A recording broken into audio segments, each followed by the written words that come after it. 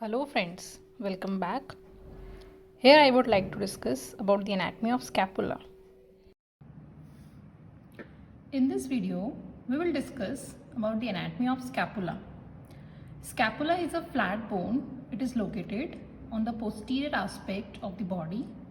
It is also known as the shoulder bone as it forms the shoulder joint. So this bone has three angles. This is the superior angle, inferior angle, and this is the lateral angle. It has two surfaces. This is the posterior surface and this is the anterior surface. This posterior surface is also known as dorsal surface and this anterior surface comes in contact with ribs. That is why it is also named as costal surface. Then it has three processes. This is the coracoid process, this is acromion process, and this is the spinous process. Then we come to a detailed account on these anatomical features. First we discuss about the surfaces. This is the costal surface. This costal surface is also known as subscapular fossa. It is concave and is directed medially and forwards. It is marked by some ridges as we can see in this bone. Then this is the dorsal surface. On the dorsal surface we have this spinous process which divides the dorsal surface into two fossae. This is the supraspinous fossa and this is the infraspinous fossa. The two fossae, they are connected at this spinoglenoid notch. So this is the spinoglenoid notch. Here the two fossae are interconnected. Then we come to the borders. This is the superior border.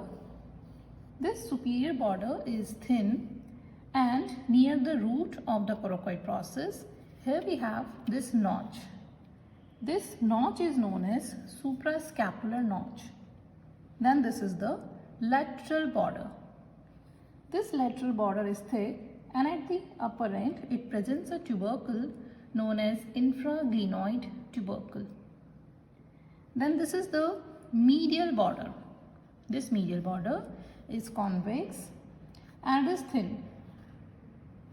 Then we come to the angles. This is the superior angle as we have discussed and it is covered by the trapezius muscle. And this is the inferior angle and it is covered by the latissimus dorsi. This is the lateral angle. It is also known as glenoid angle or glenoid fossa. It is forming the shoulder joint. Then we come to the processes. This is the spinous process. This spinous process is a triangular plate of the bone with three borders and two surfaces. This is the superior surface and this is the inferior surface of this process. It divides the scapula, the posterior surface of the scapula, into two fossae, that is the superior supraspinatus fossa and the inferiorly we have the infraspinous fossa. This is the superior border, this is the inferior border and this is the posterior border of this bone. Then we come to the acromion process. This is the acromion process. This acromion process has two borders, that is the lateral border and this is the medial border.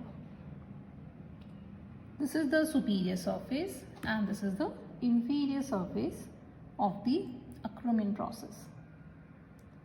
This medial border has a facet which gives attachment or articulation with the clavicle and forms acromioclavicular joint. Then the next process of this bone is this coracoid process. This coracoid process, it is a Greek word and this which means the crow's beak. This process is directed forwards and laterally. It is bent like a finger and it is a type of atavistic epiphysis. Then we come to the side determination. For side determination, we have to keep this bone like this. That is the anterior surface or the dorsal surface lying anteriorly, and this is the posterior surface lying posteriorly. Then, as we know, the glenoid cavity is lying on the lateral side, so we have to keep this glenoid cavity on the lateral aspect and this medial border close to the midline. Then inferior angle below and the superior angle above. So keep this bone like this in your body, and this bone is of left side. Similarly, we have this right sided bone. Here we can compare the anatomical features.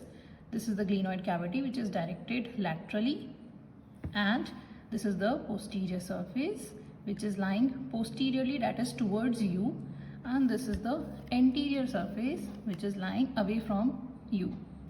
And this is the superior angle lying above, inferior angle lying below, and this is the medial border close to the midline, lateral border away from the midline. So this is the side determination and general anatomical features of the scapula. Thank you.